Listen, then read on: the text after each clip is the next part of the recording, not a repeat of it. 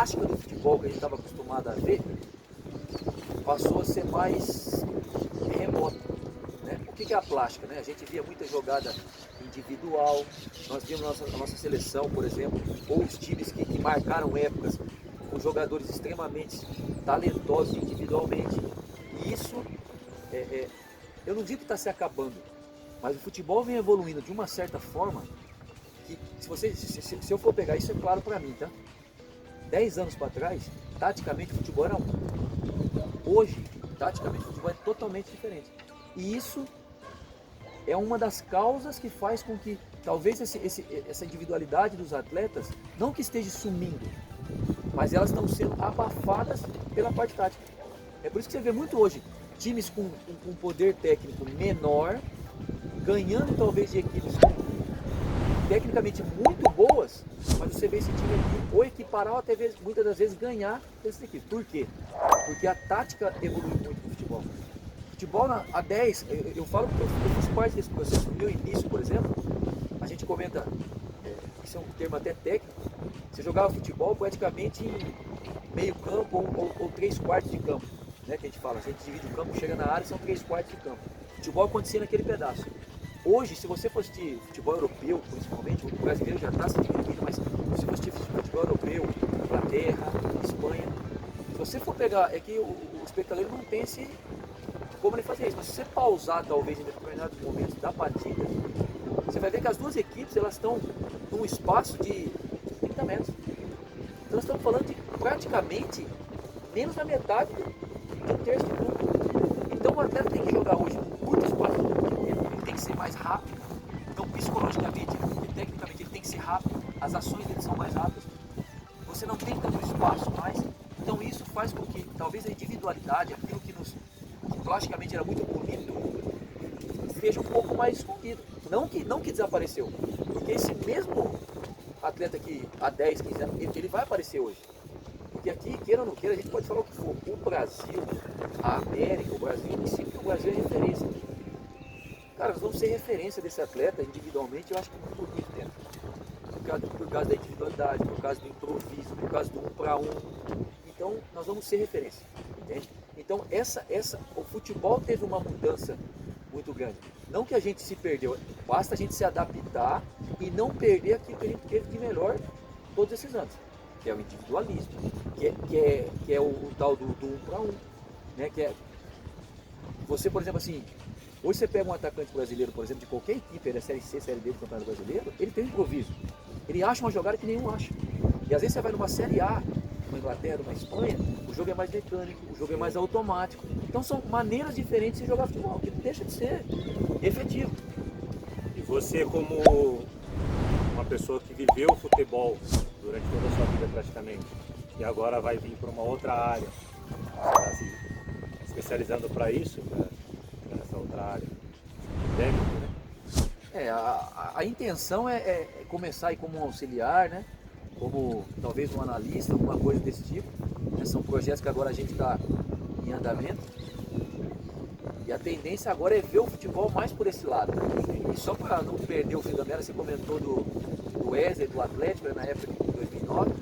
Ali não só tinha, a gente falou do Atlético porque fora do ar aqui a gente estava falando dele.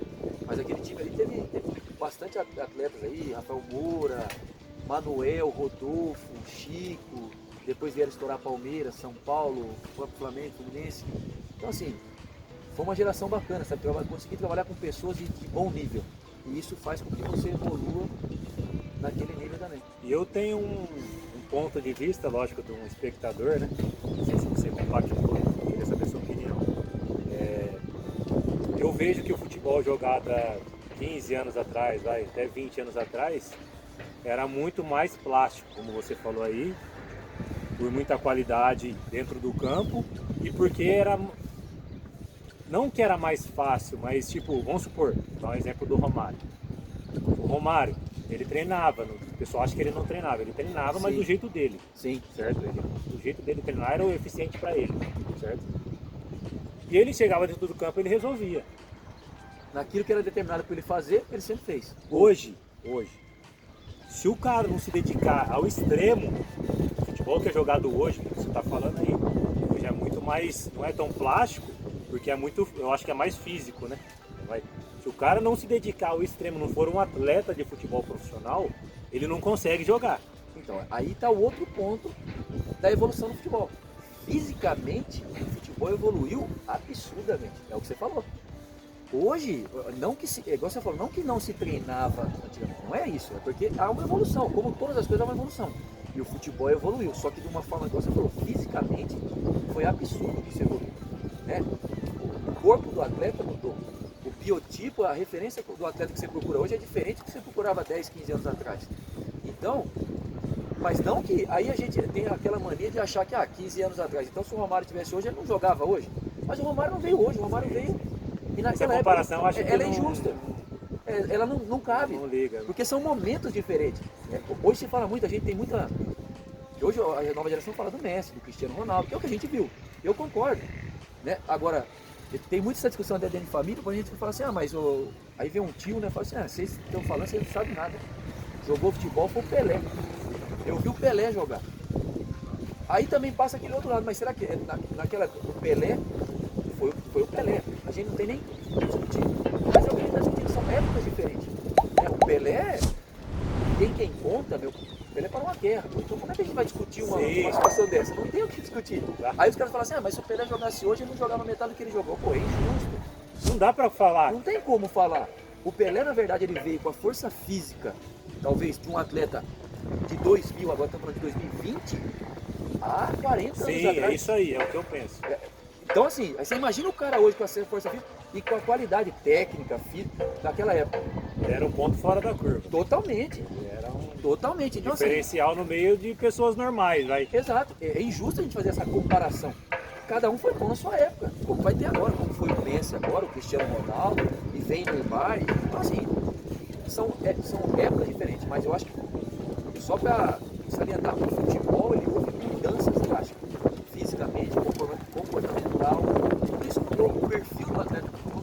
Então, e nós temos que acompanhar essa mudança. Se a gente continuar mais tempo mesmo, a gente tem, nós temos que acompanhar. E daí, agora nós estamos ganhando de Copa, e nós vamos ver isso aí muito na nossa cara. Nós vamos ter uma convocação praticamente 80, 90% de jogadores que jogam pela Copa. Então, tudo isso a gente tem que evoluir. É o natural, é o processo. Eu acho que uma prova disso daí que a gente está conversando aqui é hoje o atacante tem que marcar. Todo mundo marca. Se ele não atrapalhar o zagueiro ali, parceiro, vai ficar um buraco atrás aqui no meio e já vai complicar o time todo lá atrás. Tipo, eu acho que a maior defesa hoje é o ataque. Se o cara não começar marcando lá em cima... Você comentou uma coisa que é até engraçada a gente falar, né? Hoje o atacante tem que marcar e o defensor tem que ir lá atacar. Então não tem mais assim, tudo está evoluindo. E cabe a nós evoluir na mesma medida. Até como telespectador. Mas é difícil. Difícil, porque move amor, né? É encontro de Paixão, gerações, é cultura, é cultural. O brasileiro é emoção pura. Sim. É diferente você ir num estádio, eu tive essa felicidade de ir no estádio para ir do outro lado do mundo. Você pega, eu fui no estádio, assisti um jogo e joguei no Japão, por exemplo.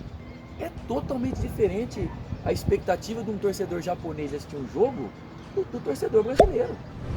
O torcedor japonês, aquilo ali, ele é uma festa, é o evento do ano. Ele se prepara para ir no jogo 4 horas da tarde e até no jogo 7 horas da manhã.